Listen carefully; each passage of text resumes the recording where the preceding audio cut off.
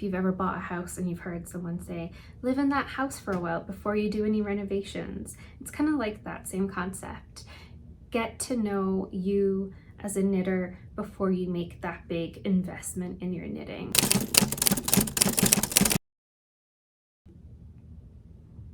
Hi, my name's Jessica and welcome back to my channel, KnitsMadeByJ. Today, I'm going to be sharing with you the top 10 knitting tips that I believe every beginner knitter should know.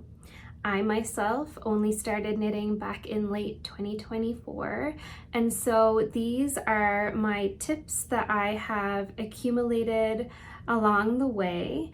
And if I had a friend come to me and say, hey, I want to start knitting, do you have any tips or pieces of knowledge that you could share with me? These would be what I would share. So without further ado, let's start with number one. And tip number one is determining your why and finding a pattern that inspires you. And what I mean by determining your why is basically asking yourself why it is that you want to learn how to knit. Although it may seem very obvious, I just think it's very important to sit back and think to yourself, why is it that I want to learn how to knit? Perhaps you have a family member or a friend who knits and the items they make really inspire you. Perhaps there's a TV show that you watch and the actors in that show from time to time wear garments that really inspire you or that you'd like to be able to make for your wardrobe. Or maybe you're just looking for a hobby for yourself where you can learn a new skill. There really, like I said, there isn't a right or wrong answer. I just think it's really important to determine why it is that you want to learn how to knit, and then taking a mental note of that, or maybe writing it down or typing it in your phone and saving it for later, because believe me, I do think it will come in handy throughout the process of learning how to knit. And I will go into more detail about that later in the video. Moving on to the second part of tip one, and that is choosing a pattern that inspires you. I really think this is so important. Many of us begin the craft of knitting or crochet believing we should start with a very basic hat or scarf or blanket pattern, and I do think those are great patterns to start with if you're inspired by those particular patterns. I think being inspired by a pattern trumps starting off with the most basic pattern. For example, I also crochet from time to time, and when I started to crochet, I thought I should start with the blanket because it's a very defined shape, very simple stitch throughout, and honestly, I got so bored so quick. It took me, gosh, it must have taken me like 2.5 years to complete this crochet blanket. Versus now, when I choose a pattern that inspires me, like a knitted sweater, for example, I can have that finished in a few weeks. So it's really important, in my opinion, to choose a pattern that you really want to make, and not just something you think you should start off with because it's simple. Because when it gets tough, you will push through and complete that item. If it's something you truly want to make, you will push through the hard parts and you will make it happen. So that is my second part of tip number one, which is choosing a pattern that inspires you. So important. Now moving on to my second tip, and that is making sure you have the basics for knitting. Without being too obvious, you will need some yarn and you will need knitting needles, and I'll get into those in a minute. But in addition to those items, you will also need a measuring tape for measuring gauge or measuring your garment as you go along. Some darning needles will also be very helpful for weaving in ends at the end of your project. You'll need some scissors, a crochet needle for picking up some drop stitches potentially, and then also some stitch markers. And these are probably going to be your most used knitting tool or supply outside of the yarn and knitting needles, because you really can't knit without them. You use them for marking your beginning of round. You can use them for perhaps you're starting a new section of your project and you want to be able to keep track of your rows. So I always recommend placing a stitch marker on the first row of a new section so that you can keep track of it. And I also have another tip that I'll go over for using stitch markers when you are measuring your gauge swatch. So definitely invest in some stitch markers when you begin knitting. Now moving on to my third tip, and that is to start off with purchasing the needle sizes required by your first pattern. I really do not recommend going out and buying a whole set. And there's a couple of different reasons for that. The first is you don't know what it is that you like to knit with yet. And the second is these sets are quite expensive and there are many sets to choose from, and it's really important to determine what it is you like about a knitting needle before making that investment. So I really recommend choosing a wooden cabled pair of needles, and my reason for that is because the cable combined with the feeling or like texture of a wooden needle really help prevent your stitches from slipping easily. And I do think, at least for me, and I've heard other knitters talk about when they first started knitting, dropping stitches was such a pain, and it happened like quite a lot at the beginning for me when I learned to knit. It's actually kind of a funny story. My knitting notions tend to get lost in my couch quite a lot, and I don't know, it may have been me, it may have been a member of my family, but someone sat on my wooden needles and they snapped. So, and to be quite honest, I didn't love them anyway, so I wasn't very sad. But I do recommend starting off with wooden needles. I know a lot of people are fans of wooden needles. I mean, maybe you love them, or maybe you'll be like me and you'll be like, oh no, I can't with these. My stitching's too tight and I need to move on to, you know, looking into stainless steel.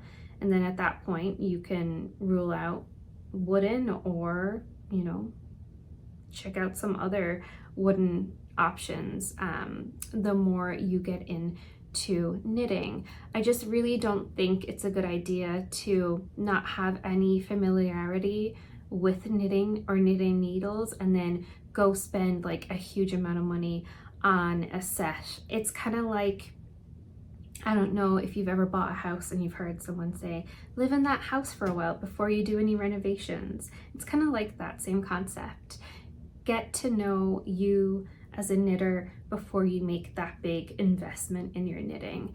But yeah, I really recommend just starting off with purchasing the needle that is required in your first pattern and you should be good. Okay, so moving on to tip number 4, and that is choosing the yarn suggested by the pattern designer for your first project. Now, I'm not saying to do this for every project into Affinity, just for your first project or maybe your first couple of projects as you start to learn how to knit. And the reason I suggest this is because you're probably wanting your item to turn out similar to what the designer has photographed when you pick out this pattern. And in terms of like gauge and the drapiness of a particular yarn, you want to be able to match that. to the pattern for your item to turn out well. And so for that reason, I recommend trying your best to either go with the yarn recommended by the pattern designer, or if you can't do that and the yarn that they suggest is not accessible to you for some reason, you can go on to yarnsub.com, and from there you can type in the yarn that you're looking to substitute. And from there, it will give you a list of different alternative yarns with similar compositions. And hopefully you'll be able to choose a yarn substitution from there. But definitely, I highly recommend either choosing the yarn suggested or a close alternative so that you're most happy with the outcome of your item. Okay, so moving on to tip number 5, and that is to always make a gauge swatch. This tip makes me smile because it's definitely more of a do as I say, not as I do tip. I always take gauge measurements, but I don't tend to make swatches. I tend to start my project because I don't want to waste yarn. I don't want to spend time unraveling yarn, and I'm usually just so super excited to get started that I begin the project, and then towards the beginning of the project still, I will stop and I will measure my gauge at that point. But it is recommended that you knit up a small swatch before you begin your project so that you can measure the gauge. And what that means is when you begin following a pattern, the designer will recommend that you use a certain needle size with a certain yarn weight, and then once you knit it up, you should have a certain amount of stitches and rows per 4-inch squares. And that's how you know if your garment is going to end up being the correct size and meeting the measurements as outlined in that pattern by the designer. And it's important because you don't want to spend a bunch of time making something and then it end up being too small or too big. That would just be soul crushing in my opinion, and we don't want that to happen. We want to have a good experience, and we want to do things the right way so that we can set ourselves up for success. So like I said, you know, do as I say, not as I do. Spend the time making that swatch. It will benefit you in the long run. One tip that I've heard, and I wish I could remember where I heard it, but is that if you are knitting up a garment that has pockets, start with the pockets, and you can use that as your gauge swatch. And there's no yarn wastage, no time wasted either.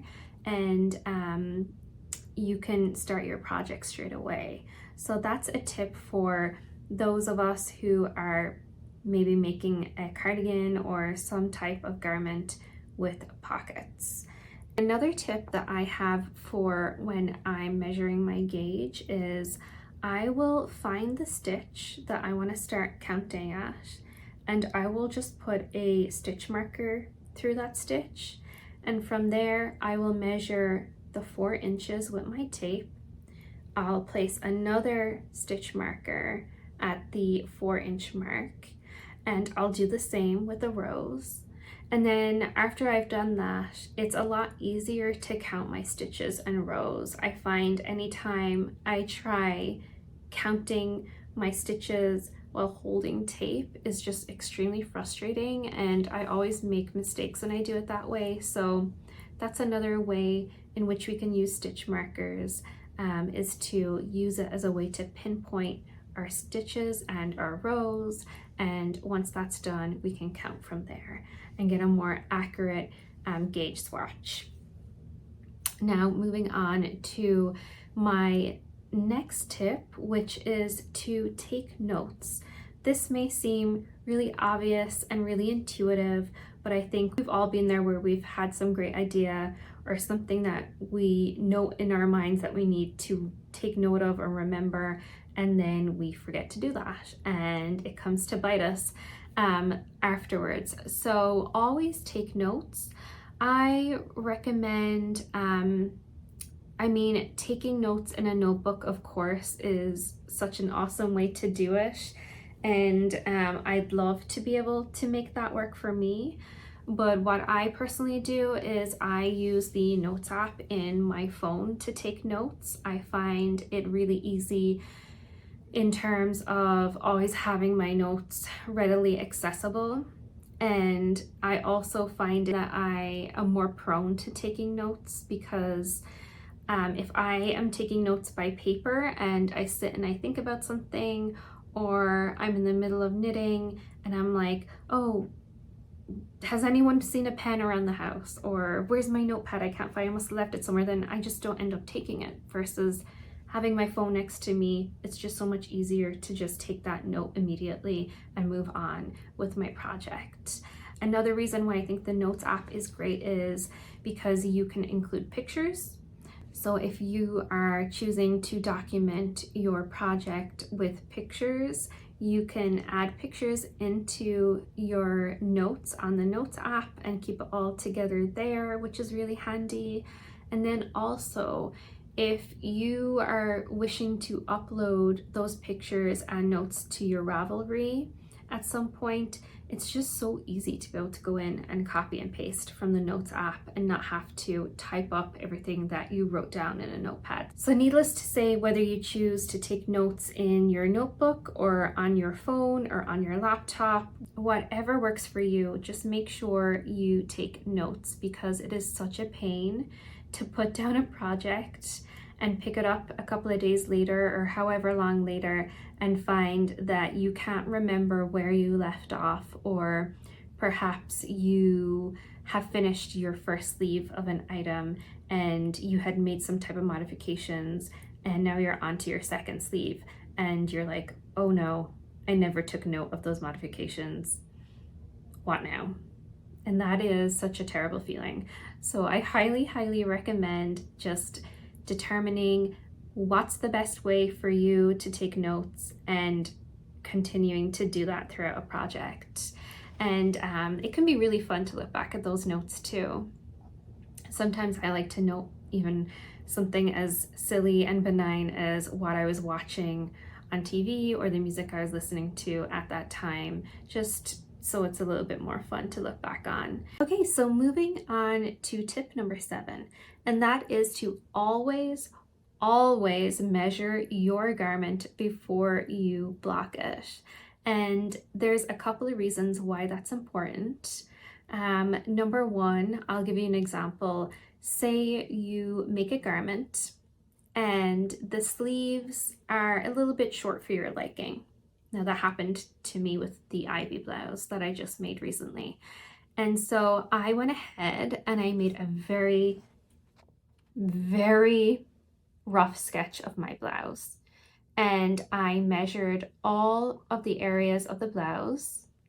Everywhere that I could possibly take a measurement, I took it. And when it came to the part in the process of blocking where I had to lay it out and pin it, I was able to make sure that I was pinning the sleeve a little bit longer than the measurement I had taken prior to blocking the blouse. And so that was extremely helpful.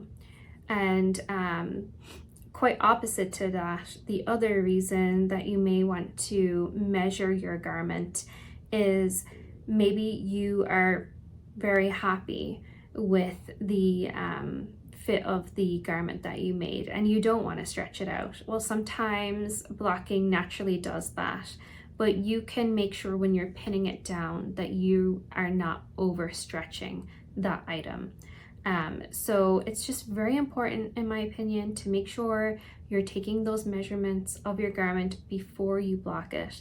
And again, you can take a picture of that little sketch that you draw up with your measurements on it, and you can actually store it in your Notes app file along with the rest of your notes in relation to that garment. And every time you go to wash that item or reblock it, you have your measurements at hand. And you know, it may require that you remeasure before you block. For example, with that ivy blouse, I am going to have to measure the sleeves again before I block it the next time, just so that it doesn't overstretch. But I do think it's good to always measure, always have a starting point, and just keeping a note of it, and it will help you in the future when you are rewashing or reblocking your item. Now moving on to my 8th tip, and that is joining a community. I think it's really helpful and honestly quite important to try and be involved in the knitting community when you start off, because I personally have found people to be so helpful, whether it's online, on knitting subreddits, or on YouTube, or Ravelry. People are so helpful with new knitters. I feel like the knitting community has a lot of patience with new knitters. And I've found that sometimes, even when it comes to a specific pattern, I can find answers online to certain areas of a pattern that maybe other people also found difficult, and they've gone online and they've asked other knitters about it, and I've been able to benefit from the response that they've gotten. So it's kind of like a symbiotic thing where if you go online and ask a question, you're probably helping out someone else who is also struggling with maybe perhaps that part of the pattern you're asking a question about, and they'll be able to search your answer, or maybe you're going to benefit from a question that someone else asked before you. So it really is important, in my opinion, to get involved in the knitting community, to be helpful, to seek help from others. It's always good to ask for help. And the same goes for yarn stores. Any yarn store I've ever been to, the people working there have been so helpful, so clearly passionate about knitting. And oftentimes those yarn stores will host knitting groups or evenings where they allow patrons to come in and just sit down and knit and chat. And it is a great way to get involved in the knitting community. And thirdly, another way to join or get involved in the knitting community is to join a KAL, which is a knit along, where you and a group of other knitters pick a pattern to knit and pick a certain time frame in which you want to complete that knit by. And by doing that at the same time as these other knitters, it allows you to kind of lean on one another and learn from one another. And I personally have yet to join a KAL. It's on my list of things I want to do when it comes to knitting. But I really do feel like there are a lot of benefits from being involved and partaking in one of those knit-alongs. Okay, so moving on to tip number 9, and that is utilizing YouTube. Now, obviously, you are a consumer of YouTube because you're here watching this video, and I just want to remind everyone that YouTube is a great resource for learning a new skill, including knitting. There's so many fantastic creators out there who are knitters, and they are putting out videos every day teaching the rest of us how to pick up stitches or rectify any mistakes we've made or learn new types of cast on methods. The things you can learn on YouTube are limitless. So I highly recommend using YouTube for that resource, or as that resource. I basically taught myself to knit by using YouTube and learning through other creators on there. So that is tip number 9. Moving on to my 10th and final tip, and that is to just have fun with it. I know it probably sounds really cliche, but I do think it's important to have fun. This is something that you're doing for you. It's meant to be fun. It's meant to bring you joy. And so if you find yourself at a point where you're just getting super frustrated and you just can't figure it out and you're thinking, ah, knitting's not for me, just put it down, walk away, take a break, whether that's for a couple of hours, days, months, or even like me and my crochet blanket, a couple of years. Just put it down, step away. And this brings me back to my first tip, and that is to remember your why. Whether you've taken a mental note of that or written it down somewhere, reflect back on your why and why you started knitting in the first place. And I'm sure with a little bit of a break and remembering your why, you will be inspired to pick up knitting again. And so that brings me to the end of my video. Those were my top 10 knitting tips that I believe every beginner knitter should know. And thank you so much for joining me today.